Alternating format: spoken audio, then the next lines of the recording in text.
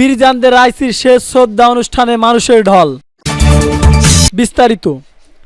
ইরানে চলছে প্রেসিডেন্ট ইব্রাহিম রাইসির শ্রদ্ধা জানানো অনুষ্ঠান। আজ চিরনিদ্রায় শায়িত করা হবে এই নেতাকে।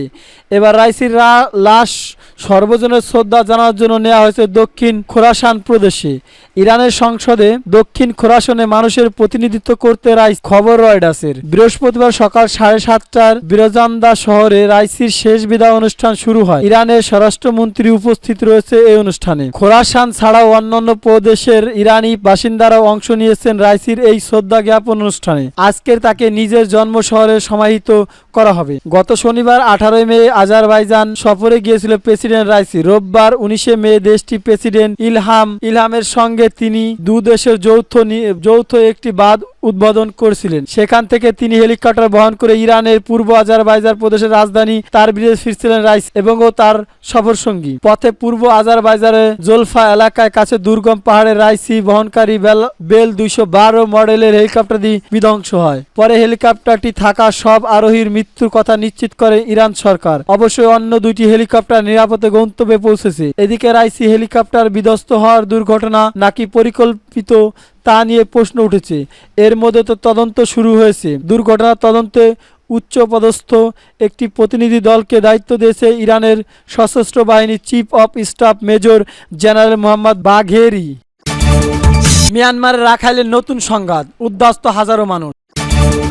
বিস্তারিত। মিয়ানমারের রাখাইন রাজ্যের পশ্চিম অঞ্চলে হাজারো নির্যাতিত সংখ্যালঘু বাস্তুচ্যুত করার অভিযোগ উঠেছে। রোহিঙ্গা অধিকার কর্মীরা সেখানে সক্রিয় জাতিগত সশস্ত্র গোষ্ঠীর আরকান আর্মির বিরুদ্ধে এমন অভিযোগ এনেছে। অন্যদিকে রাখাইনের সহিংসতা বেড়ে যাওয়ার উদ্বেগ জানিয়েছেন যুক্তরাষ্ট্র। গত নভেম্বর মিয়ানমারে জান্তার সঙ্গে আরকান আর্মির সংঘর্ষ শুরু হওয়ার পর থেকেই রাখাইন রাজ্য উত্তপ্ত হয়ে রয়েছে। এই পরিস্থিতিতে আরকান আর্মি বলেছেন তারা স্থানীয় রাখাইনদের আরো স্বাস্থ্য শাসনের জন্য লড়ে যাচ্ছে। মিয়ানমারে ওই রাজ্যে প্রায় 6 লাখ সংখ্যালঘু রোহিঙ্গা মুসলিম বসবাস করে। 2017 সালে জান্তার অভিযানের মুখে রাখাইন রাজ্য ছেড়ে লাখো রোহিঙ্গা পালিয়ে বাংলাদেশে আশ্রয় নেন। রোহিঙ্গা নির্যাতনের ঘটনা নিয়ে আন্তর্জাতিক আদালতে জাতিগত হত্যার মামলা চলছে। একটি যৌথ বিবৃতিতে বিদেশ থেকে সক্রিয় রোহিঙ্গা কয়েকটি অধিকার সংগঠন অভিযোগ করে রাখাইন রাজ্যের বুথিংডাং শহর থেকে গত সপ্তাহে রোহিঙ্গাদের উদ্বাস্ত হতে বাধ্য করেছেন আরকান আর্মি যোদ্ধারা। শহরটির বাড়িঘর লুটপাট চালানো হয়েছে, পুড়িয়ে দেওয়া হয়েছে।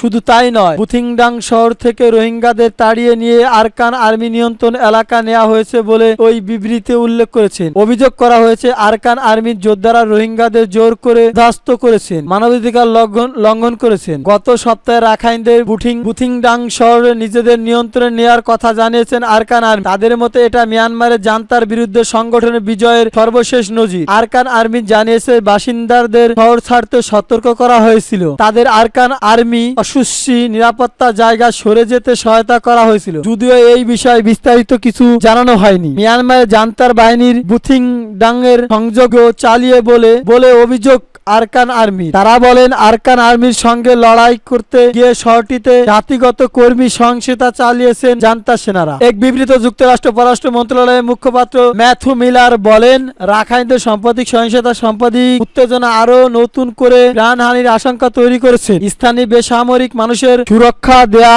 ও সেখানে মানবাধিকার সহায়তা প্রবেশের সুযোগ দিতে মিয়ানমারের জান্তা ও সব সশস্ত্র গোষ্ঠীর প্রতি আহ্বান জানিয়েছেন যুক্তরাষ্ট্র।